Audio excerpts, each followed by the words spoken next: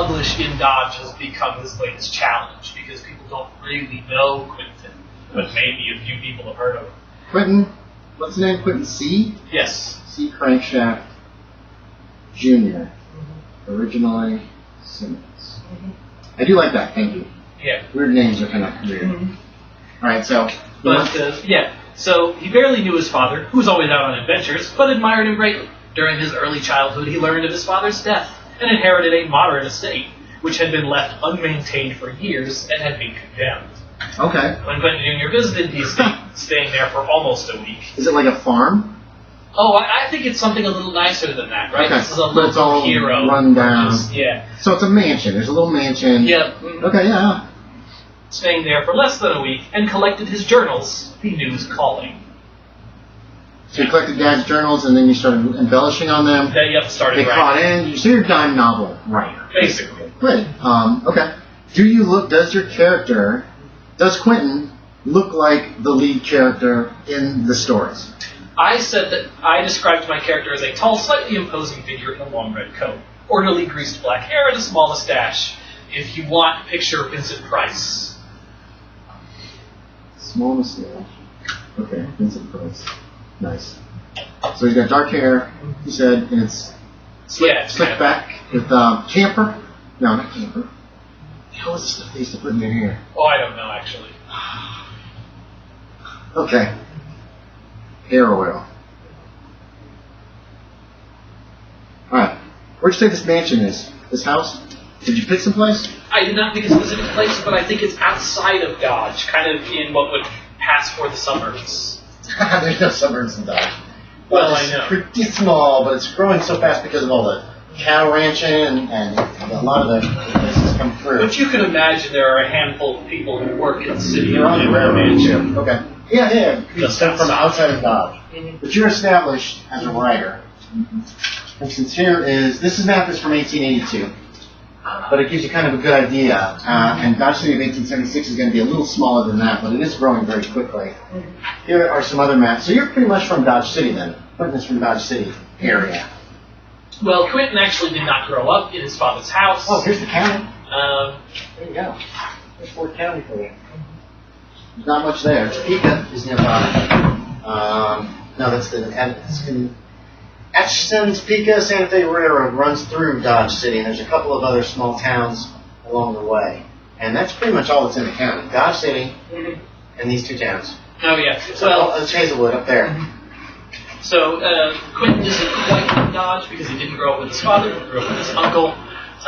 Where did you grow up? In Little Lindergrotten Village. Okay, that's in Kansas somewhere, right? This is a made-up. Yep. Little, spell this, Lindegroff? Lindergrotten. Lindergrotten. Is it L-I-N-D-E-N-G-R? Linder, E-R, Linder, G-R-A-T-E-N? G-R-O-T-T-E-N. G-R-O-T-T-E-N. I want to get that right for the roll project. I write all these up as stories after the game, so just FYI. And I'll send you guys a link to where I throw it up online, just a rough draft. Lindergarten! That's right. One of those Germans, some secret, some... Okay, so that's made up, so we're going to have to place that on a map at some point. He's tall, red coat, small mustache, Vincent Price. Good guy. Quinton C. Crankshaft. Alright, Patrick, sorry. I was able to get down my history. Okay. Let's give me a description first. Let's start with that. You should have started with that.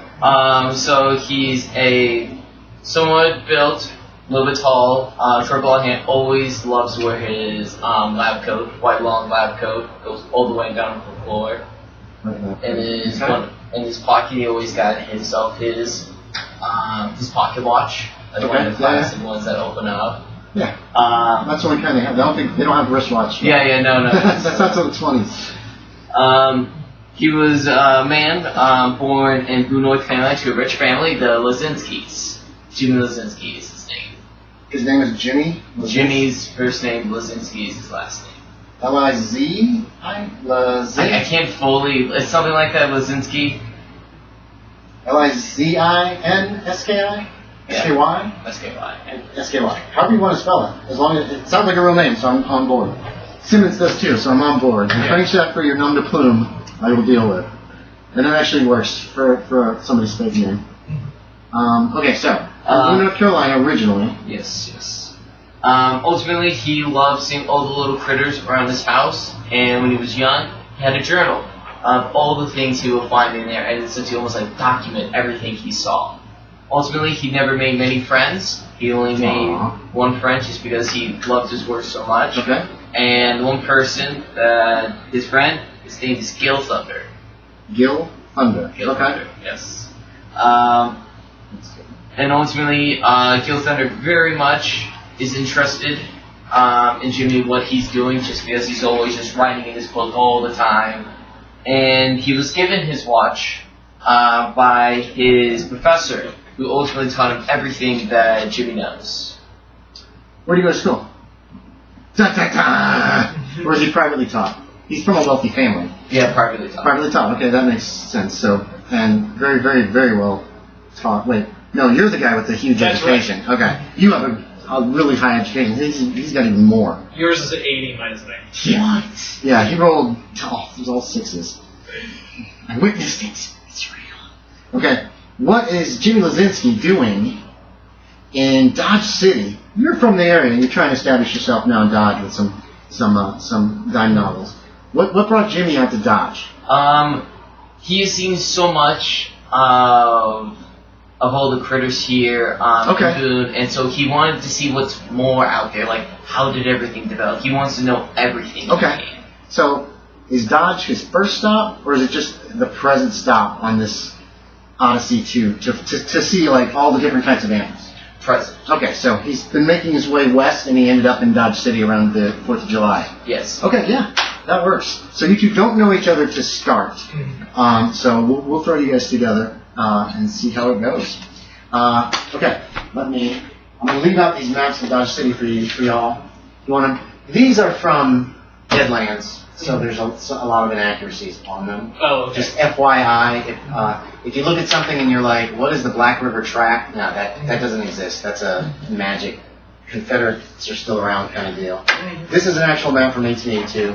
It is fairly accurate, and I love these bird's eye view maps. I just love them so much.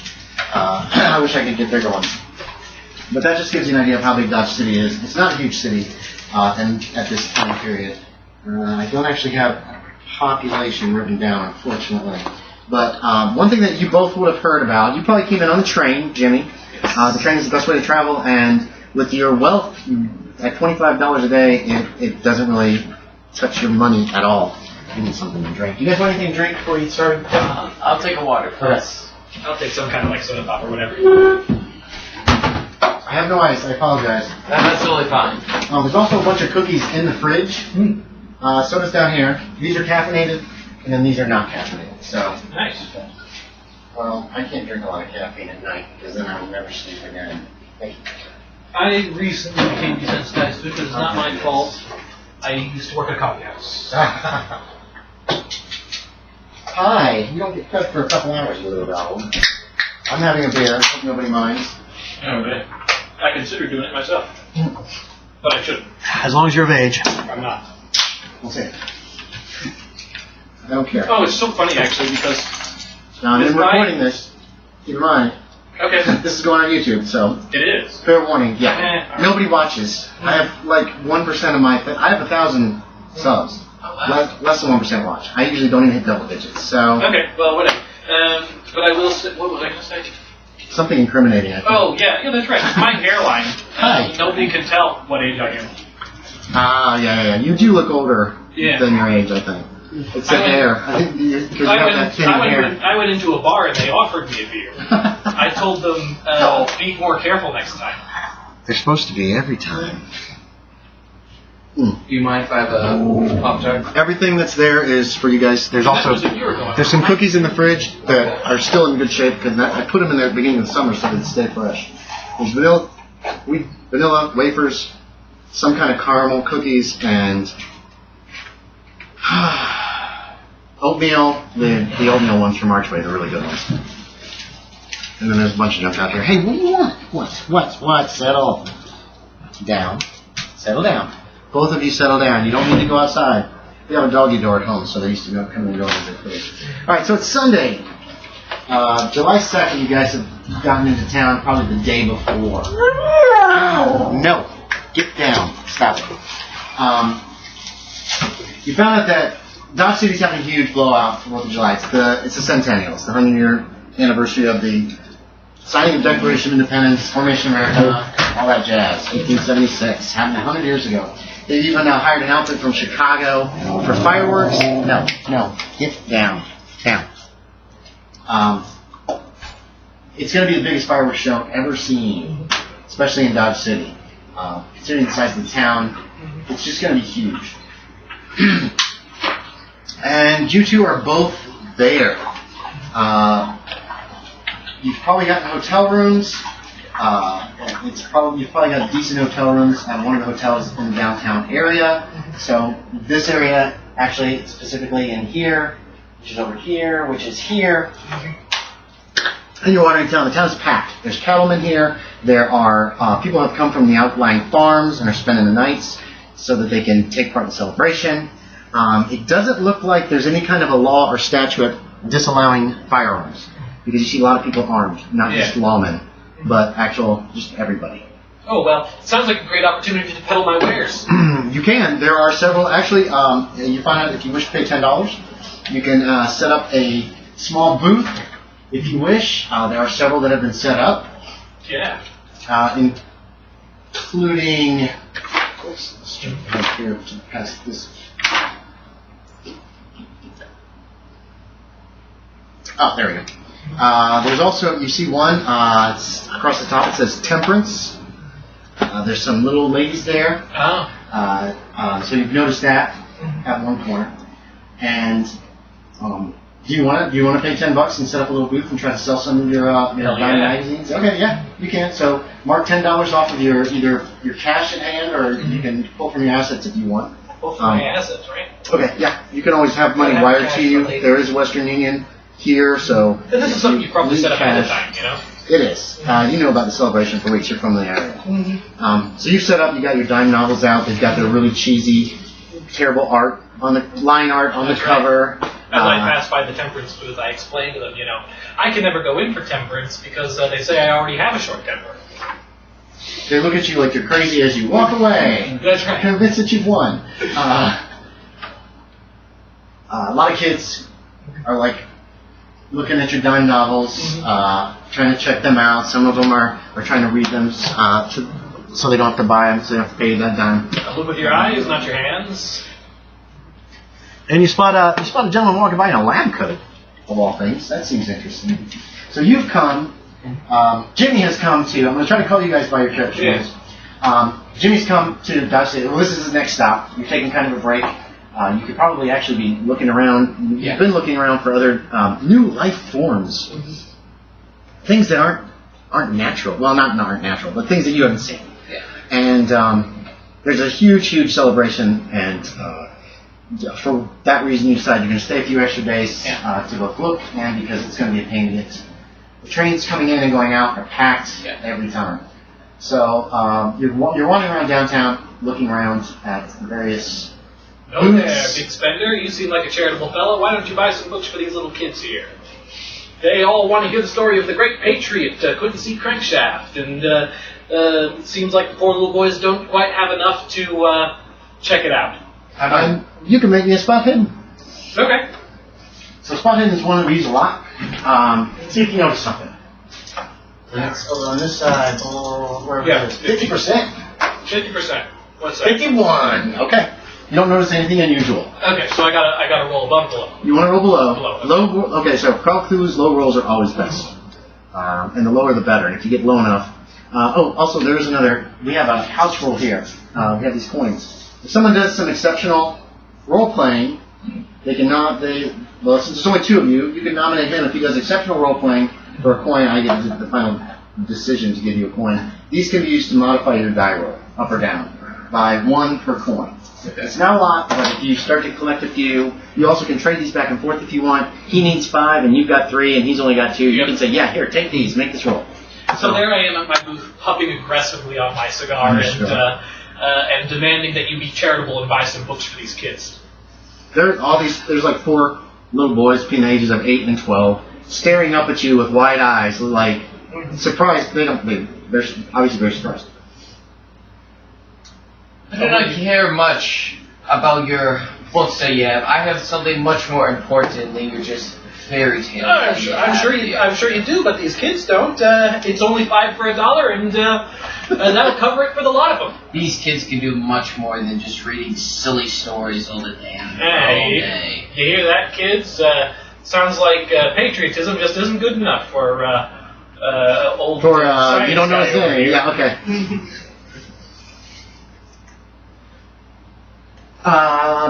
There's a little old lady comes walking over. So I'm stirring up the kids to harass you.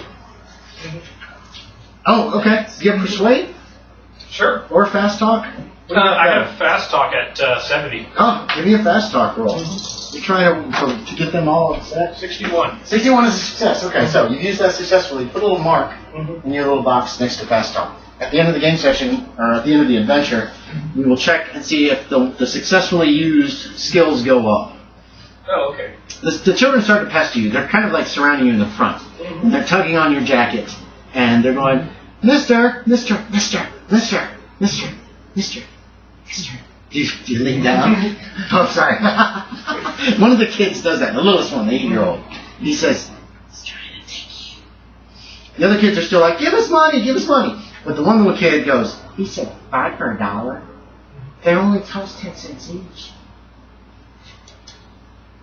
He just gives you a look like you're really stupid. Or he is, that's the look he gives. A little lady, meanwhile, has walked up to his booth. And she says, there she is. How do you do, old timer? You a red-blooded patriot like everyone else She here? looks very familiar to you, actually. I think she was from the booth down the street, and she says, what is your opinion on alcohol, young man? On the consumption of the devil's spirits. What is your opinion? Well, I'm a very moral man, you see. Then you don't like it, correct? Oh, I never take a drink. That is, unless you're buying. That sounds like jocularity to me. There is nothing more serious than the devil's drink. I wouldn't know anything about that. I'm a man of levity. Serious is not my area. What about you, young man? What is your thoughts on the devil's drink? On alcohol? I do not care for silly drinks at all that people use. Boy, he's a lofty gentleman, isn't he? Well, he's less of a sinner than you are, apparently. She tosses her head back and she walks down the street to harass some other people. You recognize her you realize she's one of the ladies from the temperance booth, just down like 2 or 3 from you on Chestnut Street. You're being harassed by 3 young boys. Yes. The fourth one who is, he has given you some great advice, and apparently to him, because he's putting his thumbs behind his suspenders, and he's saying, so you should only pay 50 cents for our books. I merely just look at the boy and just said, I have better things to do than just helping your little adventures, and I just walk away while Okay. He walks away without paying a dime. The children are crestfallen. Oh. Well, there's nothing I can do at this point. I mean... You white coat?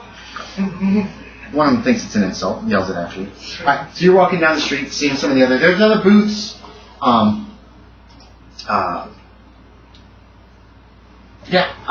You reach the end of Chestnut Street down towards First Street, which is heading west, when you spot a young black man sprawled across the road. You can make another spot hidden and notice this from your booth, because you're about halfway down the block. Can you retrieve that for me? Yeah, sure. I'm not counting whatever. Oh yeah, if you do lose dice, grab them quick. I do not know what the black dog will do. 39. Is that under your spot hidden? It is, because mine is 50. So you notice this happen. You notice as well. You've been having this. You look down the street after him. Probably you're watching him go, like cheapskate.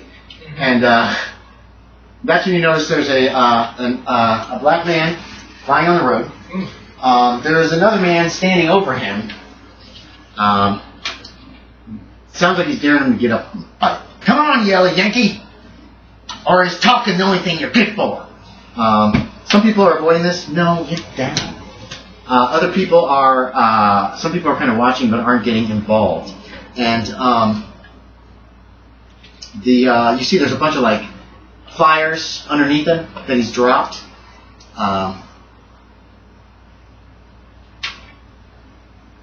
Yeah. Do you want to do anything?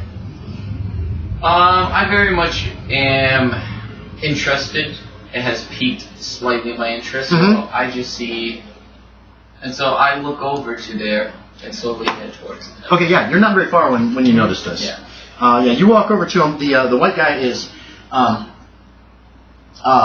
got his hands in fists. The black man on the floor is apologizing, or on the ground. He's apologizing. Sorry, I messed it up. He stands up, and he's got a busted lip. There's Wait, which one had the busted lip? Okay, hold on. So, black guy stands up. I got names here, I don't have descriptions. Black guy stands up as you approach. You're the one who's actually approaching. And you're not like right up on him, but you're walking up and the white guy looks your direction to see who's coming. And the black guy stands up and just punches him across the jaw. Obviously, he looks really angry, the black man does. And then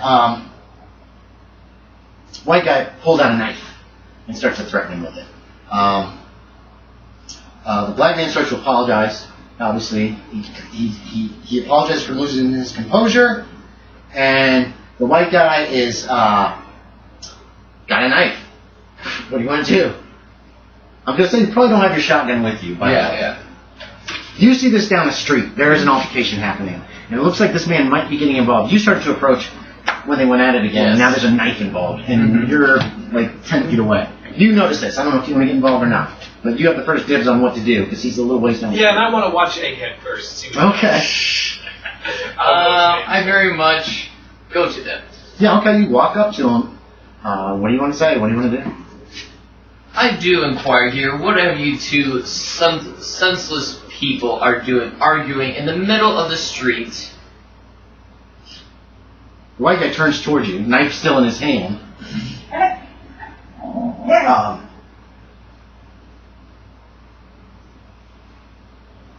He says, "You ain't got no right to interfere, so I'm going to cut you a little bit. Just a little bit, okay?" And he starts to kind of walk towards you. You see another white guy come from behind and grab his arm. Looks like this guy. You do see a resemblance between the two.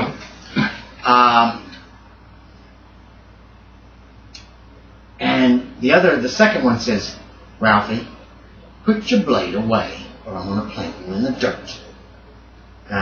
Ralphie looks, the first guy, Ralphie, you can go ahead and flip those names if you want. Ralphie looks embarrassed. He says, Come on, Jake, just let me cut him a little bit. I just want to cut him. Just a little." And Jake just stares him down. And he finally, tucks the knife back away. And then Ralphie stomps off. But he says over his shoulder, "You ain't heard the last of this." To you. Now I'm going to interfere. Because this Jake fella, he's a real hero, just like my dad. Here, why don't you take a free copy, yeah, you know? And I'll give him a free copy, and I'll use it as an opportunity to kind of advertise it to this entire crowd that was watching the fight. You know, if you want real stories of heroics and... I don't want no damn dime novels. He turns, he walks back, heading up the street towards one of the saloons. I hardly notice him doing this, as I'm still advertising my book to the rest of the crowd. You've still got the black guy is standing there. I don't know if you guys want to do anything. Okay, yeah. He's actually trying to pick up his flyers. Yes. I do inquire here today. What was going on? Why were you having a civil dispute? Well, I was handing these out. He hands you one of the flyers, and basically it is a call for Kansans to unite. You both know, especially you, there's still a lot of bad blood in Kansas about Bloody Kansas, which took place about 10 years before the Civil War, which was 10 years ago, when they were fighting over whether it could be a slave state or not. And then there were fights during the Civil War as well. And apparently what this guy is trying to do is he's an abolitionist who is trying to try to promote harmony, is what the flyer looks like it's trying to say, that we all need to come together, that, against any still pro-slavery people or that kind of thing.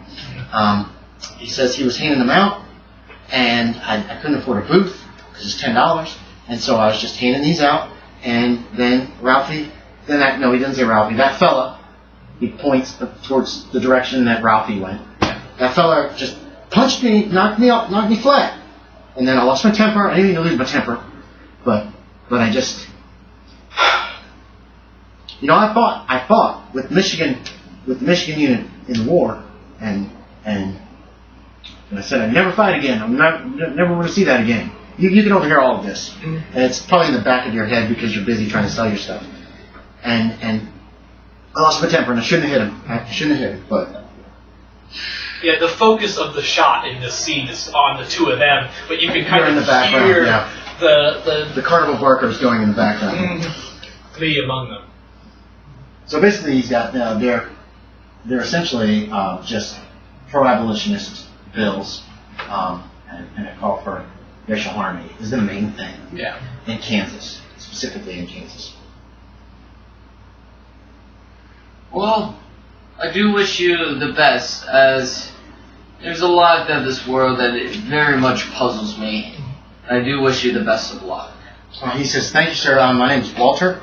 Walter Jackson." He shakes your he kind of tentatively takes your hand. There's still a racial divide between white and black. When you shake his hand, it's a good, firm handshake. You can flip his name over. You've met Walter. Walter Jackson. And then he goes back to picking up his flyers. They're scattered over, just kind of in one little area. So he's picking them up. The crowd is dispersing since the fight's over. And you find yourself, you're actually not too far from the... this actually happens out front of the Dog Eye Saloon to your north there. There's a porch. You can see they got some batwing doors in the front, lots of big wide open windows. It's very hot, and there's quite a crowd in there. I have to keep reminding myself that the reason I'm here is to sort of get on the map, because I'm quickly realizing I need to sell 100 novels just to break even on the booth. Yeah. So I have to remind myself, it's not about that. It's not about that. It's about people knowing that I'm out here. You know? That's fine. So Walter goes. He's cleaning up his flyers, and he goes on his way. Yeah. I just explore really. Okay. Looking for stuff. Just maybe go a little bit towards outer the edge, so I can maybe find some. I don't know. Something. I don't know. Well, I just explore. New animals. Yeah. I guess I just explore. Okay. Yeah. So you keep wandering around. What do you want to do? I've been, while I'm trying to sell to this crowd, I've been looking over my shoulder at the booth, because I've still got 150 copies back there. Okay. Make me a luck check. A luck check. Yes. Okay. Let's Turn around and it's all gone. Everything is gone. The booth is gone. What? The booth is gone. So what's that? 70? 70. My luck is 65. Okay. Cool. Luck is 65. Damn, you're lucky. Give me a spot hidden. Spot hidden? Okay. Yes. Spot hidden is 50. Patrick hasn't made one roll yet. Bless your heart. 89. 89 is... Okay. Everything's fine. It's fine. Everything's fine. Honestly thought. You do notice, what'd you call him? White coat? No, the kids called you white coat. I called him Egghead. Egghead. I'm trying to think Egghead is kind of continuing down Chestnut Street, which would be kind of out of the downtown area. I'm trying to think of a Brititic name for him to match his lofty dialect. Call him Lord something something. Okay. You'll have to think that one up yourself. I don't know if Lord Fauntleroy has even been written yet. So, okay, so you're kind of heading out of town to do your own thing for the day. Yeah. You go back to your little booth. Oh, there are some. Looks like there's some missing. Oh. About a half a dozen are gone. Those kids are gone too. Yeah, I figured as much. But it looks like they just snatched some off the top of your piles. It's not like piles are missing. Just the top ones of a few are gone. Yep. I had a feeling that might happen. These things can happen. You got a booth. You got to watch it. Give me another luck check. We'll go with this and see if this helps. Okay. 62, so that is a luck. 62 is a success. Okay. You don't check luck. It doesn't go up that way. You do get an offer. You have a kid show up, an older kid. He's about 15.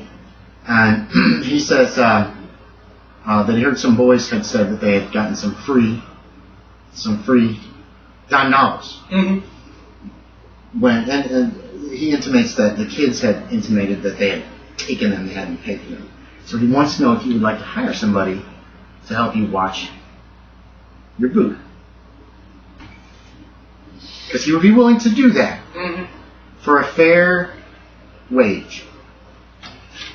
All right. What is your spend rate per day? $5? $5, yeah. But of course, the booth is $10. I got 150 novels. Those are worth 15. 145 novels. Yeah, 145 novels. So I can give him like $3. $3 a day? Oh wow. Okay. His eyes just light up. Yeah, he'll do that. Did I give him too much? I was thinking of what price he would be willing to take. You've offered him more. He's not going to say no. Okay. He starts like cleaning up the booth even. Like he finds a broom somewhere. He's trying to get the dirt from the dirt road out from underneath it. It looks like you hired yourself a really, really conscientious worker at this point, especially considering the amount that you're paying. Okay. So his name is Joey Grable. He's probably 16 years old and pretty average in all respects. Not real big. But this will also give you a chance. After being there for a couple hours with him, you think he's pretty trustworthy. He does a pretty good job hawking your wares. It sounds like he's read them. Because he knows some of the stories. He's like, you won't guess what's going to happen in this one. And that kind of stuff. So you feel pretty confident leaving him even alone at the booth. Okay. So you have the run of the town for whenever you want it now. Yeah, that's the shell storage. I'll chase down Lab Coat over here. Why not? Okay.